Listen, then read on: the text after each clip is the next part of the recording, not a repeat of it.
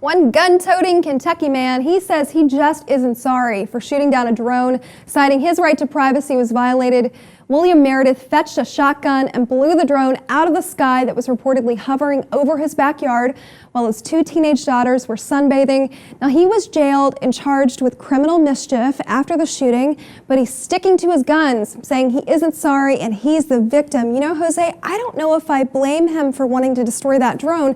It's hovering over his house. He does, in theory, have a right to privacy, a right to, not have criminal trespass, which this sort of is. It's bordering on criminal trespass if that drone were an actual person. Incidentally, the 4 men that were operating the drone, they went after it, and he wasn't too happy. He continued on his rant and was ultimately arrested.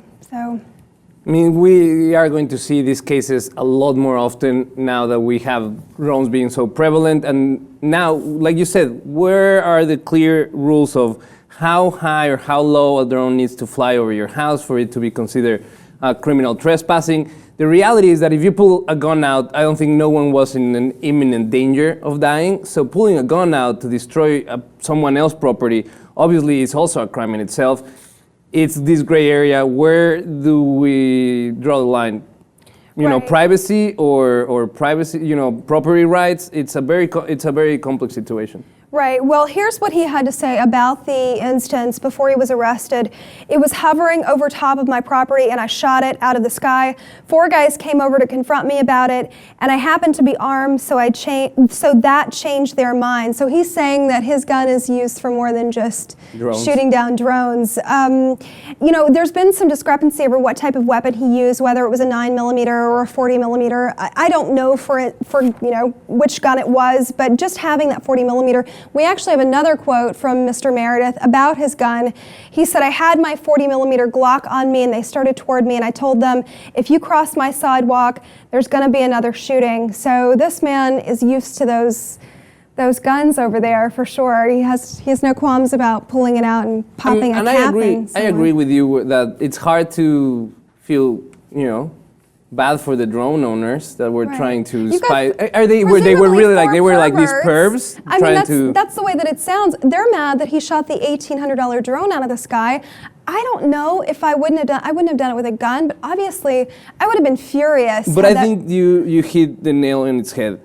The way things should have been conducted, because he could have called the cops right away and say, these guys are flying this drone on top of my property. Right. The cops come and they deal with the situation. But the moment you pull a gun, you take it to another level. It's completely. And what about the other guys? Maybe they have guns. It's Kentucky at the end of it. That's they true. could have guns as well. And then you guys have a gunfight over a drone. So that's the sticky part of it. I mean, we need to point out that this happened in Bullitt County, Kentucky. But going back to that technology issue, just for a minute, technology seems to be moving faster than our laws can keep up. And, we have a difficult time drawing that line of where is the violation, legally speaking. This case highlights that beautifully.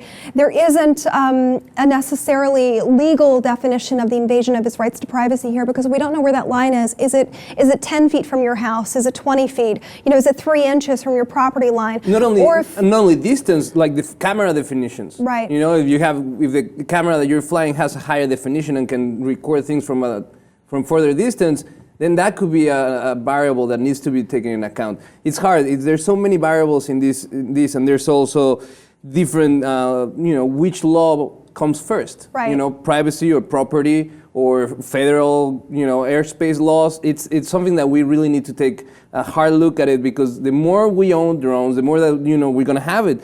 The drone delivery system, Amazon wants to have a specific secluded airspace for these drones to fly, so we don't run into these things. So we have to start looking ahead to these issues and how to solve them. I mean, also the issue of if it were a military drone and he'd shot it, what would he be looking at in terms of federal charges against him, just as opposed to criminal mischief here? I mean, he didn't know at the time. It could have been a military drone. Exactly. That's another dead end.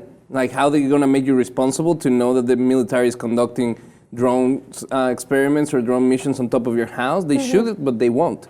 So it's something that we're going to have, unfortunately, to be dealing with on a case-by-case basis until we develop sensible policy about it.